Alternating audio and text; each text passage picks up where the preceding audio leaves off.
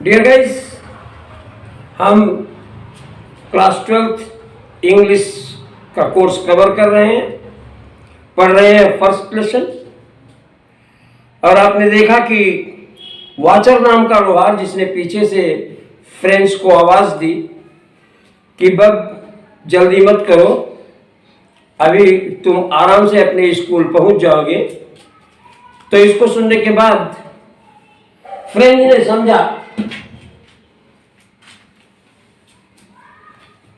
French ने सोचा कि he was making a fun of me,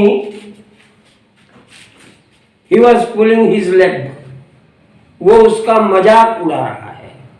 French ने सोचा कि वाचर नाम का लोहार उसका मजाक उड़ा रहा है।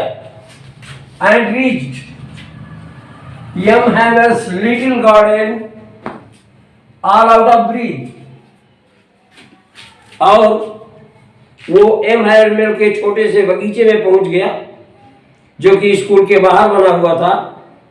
And the boy was out of breath, तेज चलने की वजह से वो हाँफ रहा था, उसकी सांस फूल गई थी क्योंकि वो जल्दी जल्दी उस गार्डन तक पहुंचा। आगे देखें।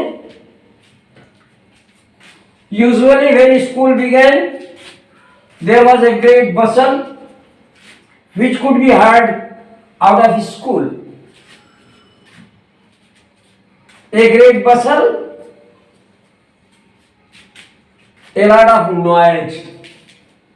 A great bustle, a lot of noise. ढेर सारा शोर। तो सामान्यतया जब स्कूल शुरू होता था तो वहां बहुत सा शोर होता था। वो शोर किस तरह का होता था? Which could be heard out of the school, जिसे कि स्कूल के बाहर भी सुना जा सकता था। तो वो कैसा शोर होता था? The opening and closing of desks, desk के खुलने और बंद होने की आवाजें निकलती थी। Lessons repeated in unison. Unison means at the same time. At the same time.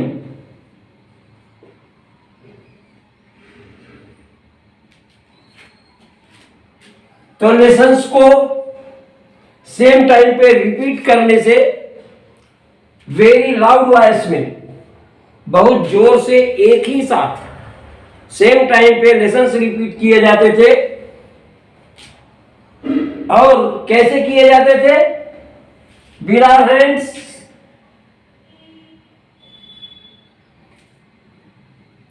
Over our years, with our hands over our years. सभी बच्चे अपने हाथों को अपने कान पे लगाते थे और लाउड वॉइस में लेसन्स रिपीट करते थे। और ऐसा वे इसलिए करते थे टू अंडरस्टैंड बेटर, ताकि काफी अच्छे से समझ जाएं। एंड टीचर्स ग्रेट रूलर, और टीचर का बड़ा सा जो रूलर होता था, पॉइंटर होता था, डंडा होता था, rapping. Rapping means striking. Rapping means striking. Rapping on the table, वो उसकी मेज पे टकराते रहता था। तो देखिए कितनी तरह की आवाजें हुई। डेस्कों के खुलने और बंद होने की आवाजें, एक साथ लेसन्स रिपीट, जोर जोर से रिपीट किए जाने की आवाजें, और अच्छे तरीके से समझने के लिए बच्चे अपने हाथों को अपने कानों पे रख लेते थे। और टीचर का जो बड़ा सा रूलर होता था, that struck on the table, जो मेज पे टकराया करता था, तो इतना सारा नॉइज प्रोड्यूस होता था जिसे कि स्कूल से बाहर स्ट्रीट में इजीली सुना जा सकता था।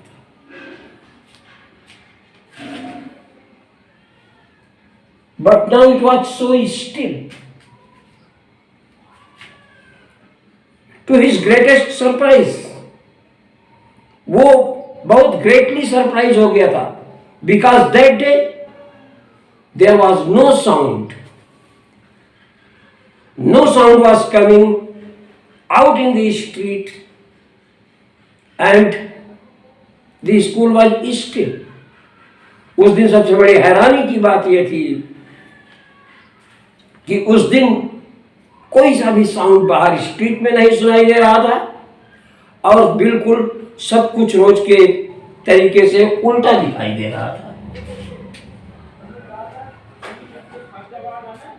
The friend had counted on commotion to get to his desk without being seen. He had thought that he would enter in the class on his desk without being seen due to that very great noise. तो friend ने यह अनुमान लगाया था कि उसी शोर का फायदा उठा करके वो बिना दिखे अपनी डेस्क पे पहुंच जाएगा। लेकिन बट ऑफ कोर्स, लेकिन वास्तव में that day everything had to be as quiet as Sunday morning. लेकिन उस दिन तो हर चीज मानो संडे मॉर्निंग की तरह हो गई हो, यानी छुट्टी के दिन की तरह हो गई हो। स्कूल जब खुलता है तो ढेर सारा नॉइज होता है, उस दिन कोई नॉइज नहीं था। तो उस दिन की हर चीज ऐसा लग रहा था कि जैसे स्कूल में कोई हॉलीडे हो।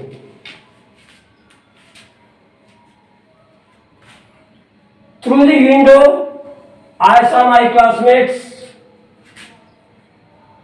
already in their places. When friends looked through the window, जिस समय फ्रेंड्स ने खिड़की से देखा तो he saw his classmates already sitting at their places. तो उसने देखा कि उसके जो क्लासमेट्स थे वो पहले से ही अपनी अपनी जगह पे बैठे हुए थे। And M. Hamel walking up and down with his terrible iron ruler under his arm. और मिस्टर एम हैमेल जो कि उसके फ्रेंच के टीचर थे, वो चल फिर रहे थे अपने भयानक लोहे के रूलर को अपनी बाह के अंदर रखकर, अपनी बाह के नीचे रखकर अपना सा टेरिबल रूलर इसलिए कह रहा है कि उस रूलर से बच्चे डरते थे, इसलिए वो टेरिबल रूलर कह रहा है। तो उसने जब खिड़की से देखा तो देखा कि उसके क्लासमेट्स ऑलरेडी अपनी जगह पे बैठे हुए हैं, पहले से ही बैठे हैं, और मिस्टर एम हैमेल वो बड़ा सा रूलर अपने आर्म के अंडर रख के अप डाउन कर रहे हैं, यानी चल रहे हैं। Then he was forced to open the door. Firstly, he had thought that he would enter the class without being seen. But in order to get in the class, he had to open the door. लेकिन इस समय उसे दरवाजा खोलना पड़ा and go in before everybody, और हर एक के सामने से अंदर जाना पड़ा। तो उसने सोचा था कि वो बिना देखे शोर के आधार पे अपनी सीट पे पहुंच जाएगा, लेकिन उस दिन सब उल्टा हो रहा था। लग रहा था कि स्कूल जैसे क्लोज हो, संडे मॉर्निंग हो, और इसलिए उसको दरवाजा खोलना पड़ा और सबके सामने से अंदर जाना पड़ा। तो you can imagine how he blessed. तो इस बात की कल्पना आप कर सकते होंगे कि किस तरह शर्माने से उसका चेहरा लाल हो गया होगा। And how frightened he was, और आप इस बात की भी कल्पना कर सकते हैं कि वो कितना डरा होगा। तो dear guys, let's have a quick revision of this text. तो जब वो टाउन हॉल से आगे बढ़ा और वॉचर नाम का ब्लैक स्मिथ जो कि अपने अप्रेंटिस के साथ वहां खड़ा था, उसने पीछे से आवाज दी कि बब इतना जल्दी में क्यों हो, तुम आराम से स्कूल पहुंच सकते हो। तो इस पर उस बच्चे ने सोचा कि शायद वो उसका मजाक उड़ा रहा है, और तेजी से चलते चलते वो मिस्टर एम हैमर के छोटे से गार्डन में पहुंच गया जो कि स्कूल के बाहर था। और जिस समय वो एम हैमर के गार्डन में पहुंचा, he was out of breathe, means वो हाँफ रहा था।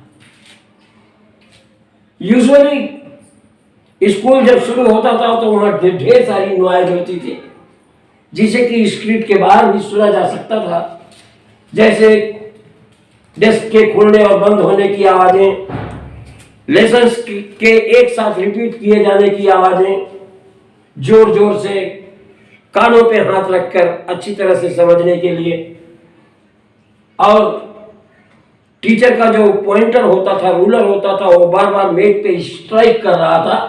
तो इतनी आवाजें रोज आती थी, but now it was so still. But that day no noise were coming out of school into the streets. लेकिन उस दिन ऐसा नहीं हो रहा था, उस दिन बड़ा शांत था। The friend has thought that he would enter the class on account of the noise without being seen. उसने सोचा था कि ईश्वर के आधार पे वो बिना किसी को दिखे हुए अपनी डेस्क पे पहुंच जाएगा। But of course that day everything was going against her planning. हर चीज उसके खिलाफ जा रही थी, और लग रहा था कि ये जैसे स्कूल डे न हो, ये संडे मॉर्निंग हो। When he saw through the window, जब उसने विंडो से देखा तो he saw that his classmates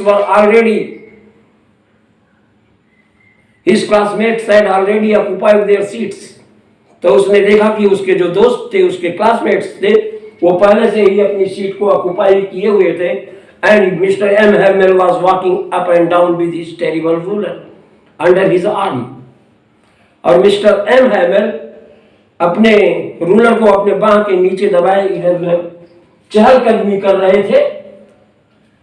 Then he had to open the door and he had to go inside the classroom before everybody. तो फिर उसको दरवाजा खोलना पड़ा, सबके सामने अंदर जाना पड़ा। And you can easily think how he would have been blushed with shame. और आप ये समझ सकते हैं कि वो शर्म से किस तरह से शर्माया होगा, उसका चेहरा लाल हो गया होगा। And how frightened he was. और आप लोग इस बात का भी अंदाजा लगा सकते हैं कि वो कितना ज्यादा डरा हुआ होगा। तो dear guys, it was all for today. Bye.